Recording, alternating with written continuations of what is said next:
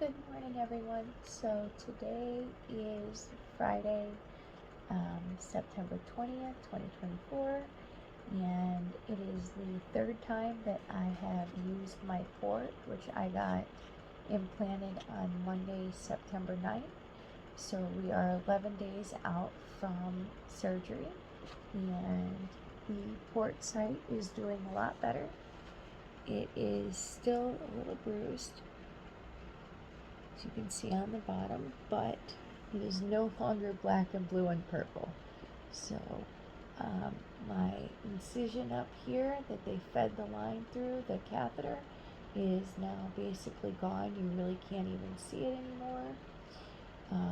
And the incision above the port itself is very small now. You can barely see it.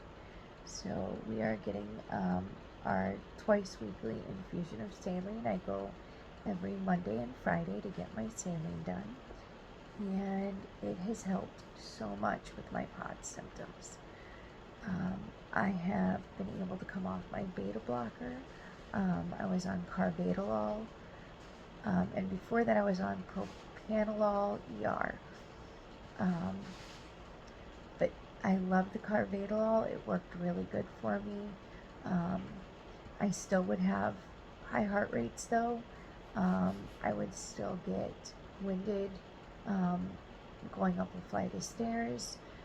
I still got really bad brain fog, but the carvedilol helped at least somewhat. It helped more than the propranolol. It was best at keeping my heart rate from going really insane. My heart rate has a tendency to jump up over 100 beats per minute when I go from sitting to standing, so it would go pretty crazy. But since starting the saline infusions, I don't have that problem at all. It typically doesn't get over 120 or 130 beats per minute now, so I am very, very happy with that. I also was having blood pressure swings. It would be low, it would be high, it would be anywhere but where it needed to be. So now my blood pressure today coming in was at 101/66, which is super good.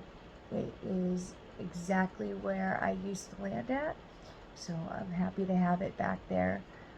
I was getting really high blood pressure, up in the 150s, 155, over as high as 95, 101.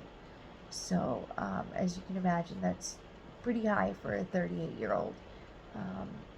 And it was just from literal dehydration.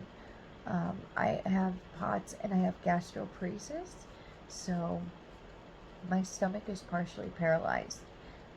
I cannot get enough water in me. I can't drink enough, and with the POTS, you can't get enough water with POTS. So I can't get enough water with the POTS, and I can't drink enough water with the gastroparesis. So that's why these infusions have been so incredibly helpful. So if you have POTS, if you have gastroparesis, if you have a hard time getting enough water, keeping enough water, your heart rate spiking, your blood pressure, it goes low, it goes high. The infusions are just a great, great way of keeping my POTS symptoms under control without making my gastroparesis go insane. So I do 1 liter of saline twice a week. As you can see if we can get the saline back. We're most of the way done today. It takes about an hour, hour and a half to get that much saline in, but again, it helps so much. I can't even explain. A lot of the brain fog is gone. I can complete a thought in a sentence. I can pull the words that I'm looking to pull. I don't get winded going up a flight of stairs. I haven't come close to passing out. I would get so close to passing out where I would have to sit down right away or I would literally pass out. I had several very, very close calls where if I had not sat down at that exact second, I was going to fall down. Um, so I'm so grateful for this. Um, I don't have long COVID. I've never had COVID. So my POTS actually comes from Ehlers-Danlos syndrome. I have hypermobile Ehlers-Danlos syndrome. It's genetic. I was born with it, but I did not get diagnosed until I was 30 years old. So I have a ton of the comorbidities of EDS, which is, of course, gastroparesis. It's POTS, postural orthostatic tachycardia syndrome. I have some rare comorbidities like Tarlov cysts, which I had surgery for, and unfortunately, my nerve roots were compressed for 20 years. So by the time I had surgery, I had a lot of complications, and it didn't work like we had hoped it would work. So, but again, with the POTS symptoms, this has been incredibly helpful, and with the gastroparesis, I'm able to keep the fluids down without getting sick on them. I still do get sick, and it goes through waves. I flare with the gastroparesis. So during that time, I tend to eat a lot of fruit since it contains a lot of water, and that's about the only thing I can keep down. But I just wanted to check in with you guys. The port is doing great. As you can see, it's looking a lot better. And I'm really happy with where I'm at. So especially getting stuck twice a week, it is so much easier. The IVs, although they weren't painful, they definitely, when you get stuck multiple times, when you gotta wiggle that IV in, it can get uncomfortable. And coming twice a week, I only had like 2 good veins. The rest of them, it would look good. You'd get the IV in, then all of a sudden you'd start flushing and the vein would just collapse. So if you're having problems with collapsing veins, trying to get a good vein, you're hard to stick, the port is such a good way to go. Like I said, I'm 11 days in with it, and so far so good. So that's where we're at, and I hope everyone's doing good, and I'll catch you next time. Bye. So I just wanted to check back in with everyone and show you kind of what the port looks like when it's not being accessed, because I know it's really hard to see the port once it's already accessed. So it's looking really good. Like I said, a little bruised. You can see the incision line there, but that is actually healing really nice. It's really clean. Again, we're only 11 days out from surgery, so in another month it should really be cleared up a lot. I'm a slow healer, so it takes me about twice as long to recover. Going into this, I was told it would take 10 to 14 days for it to heal. So for me, it'll probably take more like 28 days, maybe even a little longer than that. But it's really doing great, and it's really looking good. You can see that it kind of sticks out. Let's see if I can, there it is.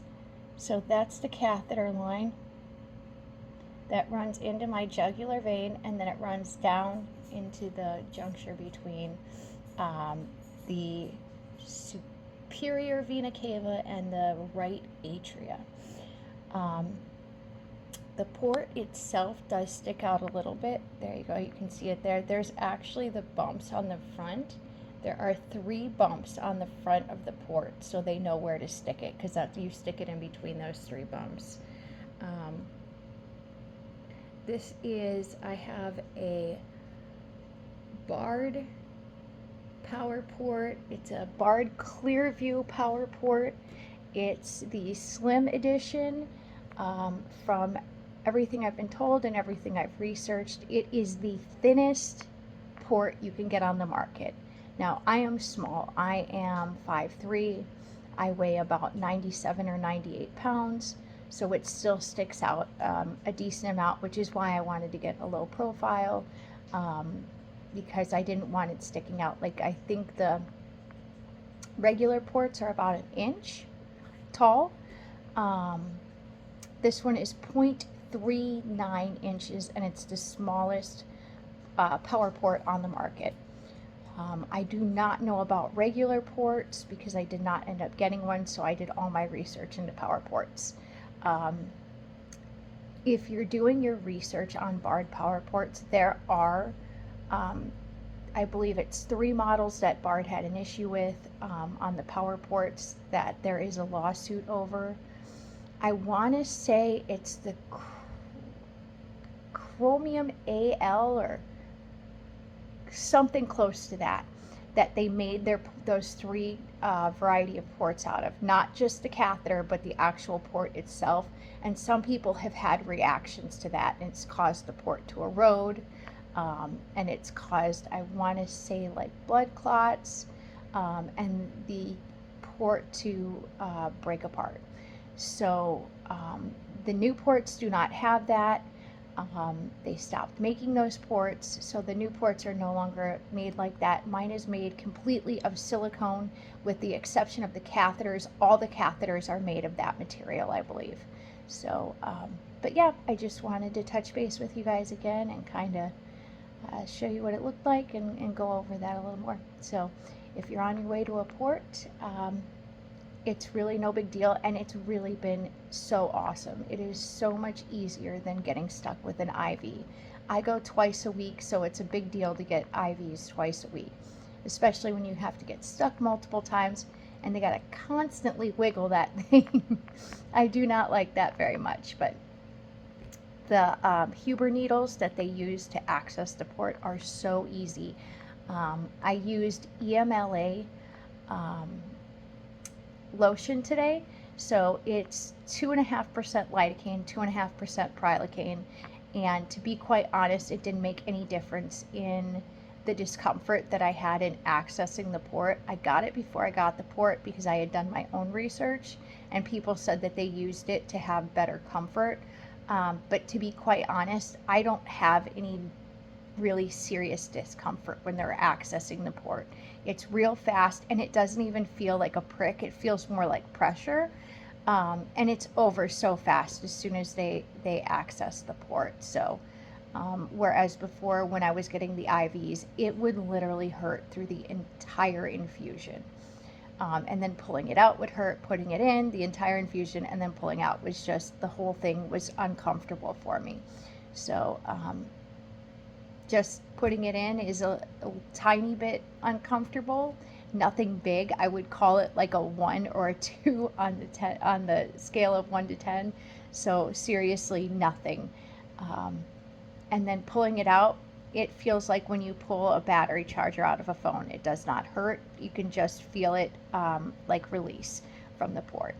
So that's it, and I will talk to you guys soon.